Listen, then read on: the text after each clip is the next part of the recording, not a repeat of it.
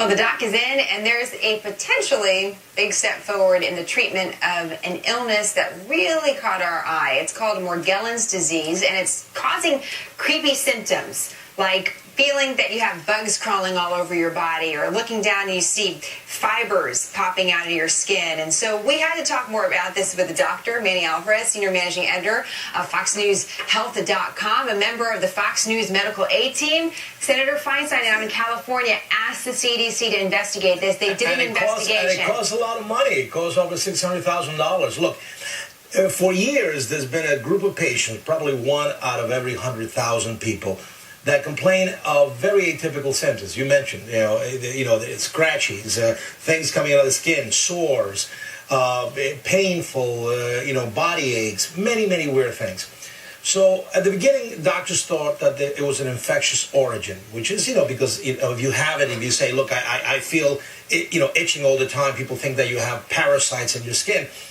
So what happened is the CDC looked into this very carefully. They looked at about 109 patients that were documented, and they found nothing. They did not find one single kind of pathogen. There was no fungus, no bacteria, no parasites. The fibers were mostly fibers that you find in every carpet and things like that. The sores in the skin were from scratching yourself. But they also looked at the psychological aspects of these patients, and there was a lot of themes in common. A lot of anxiety, a lot of mood disorders.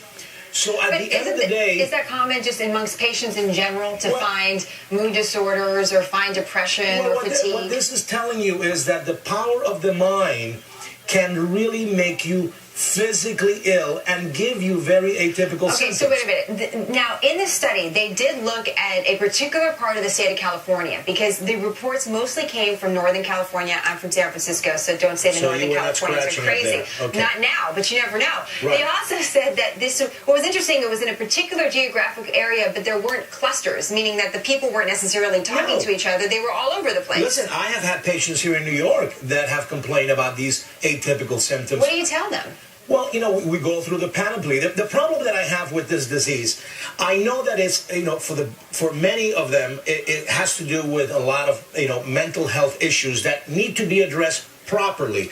I just don't want patients to go doctor to doctor, and then the doctor takes advantage and say, oh, I'm going to give you a little cream, come back next week.